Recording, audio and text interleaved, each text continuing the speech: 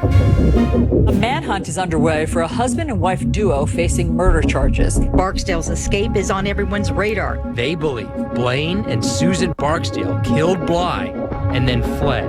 United States Marshals found the couple in upstate New York. The couple is armed and dangerous. They were on the way to Tucson when two guards said the couple overpowered them. They used some kind of a medical emergency for them to pull over to the side of the road. What kind of concerns me at this point is that they need money and maybe another vehicle. Law enforcement across the country on alert, searching for a husband and wife duo accused of murder.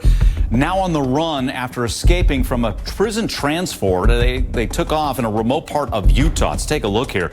Blaine Barksdale and his wife Susan, the pair considered, again, armed and dangerous. They may be desperate. Officials believe the pair need money, a new car, could use violence to get them. They've been running since Monday night. They were last spotted in a red GMC pickup. Police say they faked some kind of medical emergency, then overpowered the guards when the transport van pulled over.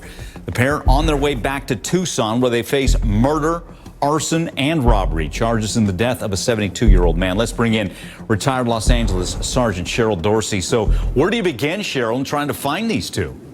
Well, they're going to look at family members, friends, relatives that they may have record of to see if they're going to go to friendlies, if you will, to get those resources that they're going to need to keep them on the road. And so it's just a matter of time before they locate these two. I hope that in that process, no one else gets hurt. Yeah, well, speaking of that, from what we laid out there, no money, last seen in a red GMC pickup. How desperate could they be? I mean, what could they do? Well, listen, clearly they've demonstrated that they have a propensity and a proclivity to want to flee justice. And so right now they are burning on all cylinders. They're very desperate. And if they don't get the resources that they need handily, then they might resort to hurting someone else. And so, I say all the time with police officers and what we do day in and day out, transport is probably something that you would never give a second thought to, but complacency kills. And in this instance, complacency helped them to escape. Wow. From also what we gather, Blaine Barksdale, the husband here, he could have ties to the Aryan Nation. Could he be getting help from them?